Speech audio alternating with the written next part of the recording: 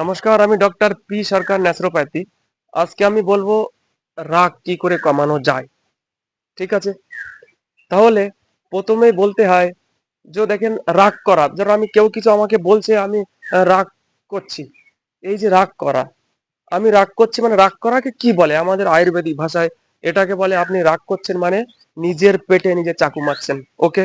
কেন? যখনই আপনি রাগ করছেন তখনই আপনার যে হরমোনিক সিস্টেম শরীরে সেগুলো আনব্যালেন্স হয়ে যায়। ঠিক আছে? যখনই আনব্যালেন্স হয়ে যায় তখন শরীরে কিন্তু রোগের সৃষ্টি হয়ে যায় আস্তে আস্তে। ঠিক আছে? তো সবসময় আজকে রাগ কালকে রাগ এরম সবসময় রাগ রাগ রাগ রাগ, এই রাগটাকে কন্ট্রোল করতে হবে। কি করে সেটা সম্ভব? তো তার আগে আমি একটা ছোট্ট উদাহরণ দিচ্ছি এই রাগের ব্যাপারে।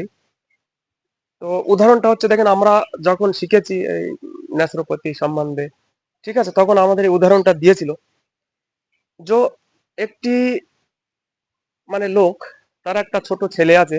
তার ছেলের বয়স হচ্ছে ধরেন 7 থেকে 8 বছর। তো সেই লোকটা খুব মানে বড় লোক, মানে অনেক পয়সা কড়ি আছে, বড় লোক বলে যেটাকে। তো উনি যখন আহ, একটা একটা গাড়ি কিনেছে উনি, নতুন গাড়ি। তো গাড়ি কেনার পরে ওর ছেলে খুব আনন্দে আনন্দে ওই গাড়ির ওপরে কিছু একটা লোহার টুকরো ফেলে দিয়েছে। ঠিক আছে? হালকা কালার একটু ডিসকালার হয়ে গেছে এক জায়গায় হালকা একটু।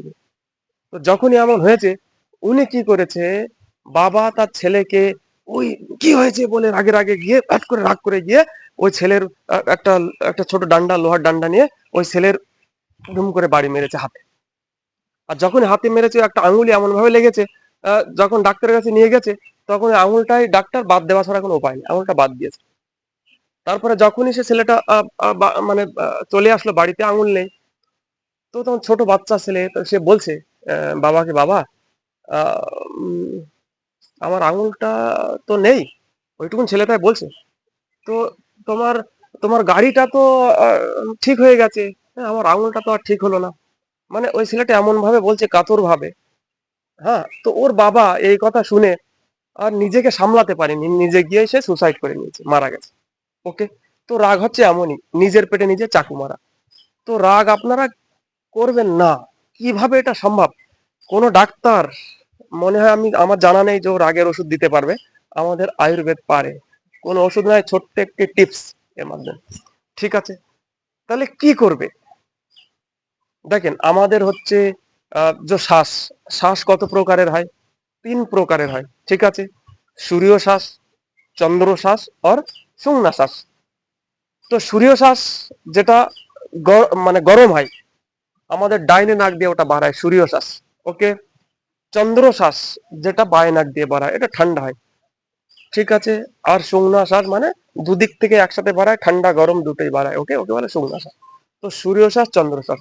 তাহলে আপনাদের বুঝতে হবে যে ঠান্ডা কোন শ্বাসটা? ঠান্ডা হচ্ছে আমাদের চন্দ্র শ্বাস। ঠিক আছে? কোন দিকে থাকে? বাঁ দিকে। ওকে? তো চন্দ্র শ্বাসটা আমাদের বাঁ দিকে, একে বলে চন্দ্র শ্বাস।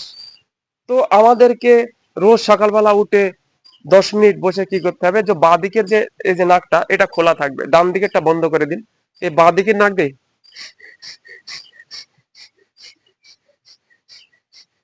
নিঃশ্বাস নিন, ছাড়ুন বাঁ দিকের নাকটা দিয়ে। ঠিক আছে?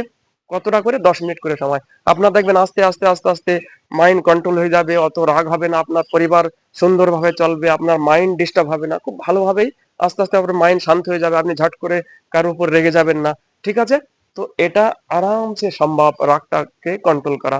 ঠিক আছে? Thank you. ওকে, ভালো লাগলে লাইক করবেন, শেয়ার করবেন, যাতে আপনাদের সমস্ত আত্মীয় স্বজনরা এটা দেখতে পায়, সবারই ভালো হয়। ঠিক আছে? কমেন্ট করবেন কোনো কিছু রোগ সম্বন্ধে যদি মানে আমার জানা থাকে, আপনারা কমেন্ট করবেন, আমি অবশ্যই ভিডিও করে জানিয়ে দেবো যে কোন রোগের কি করলে কি হতে পারে। থ্যাংক ইউ, ভালো থাকবেন, বাই।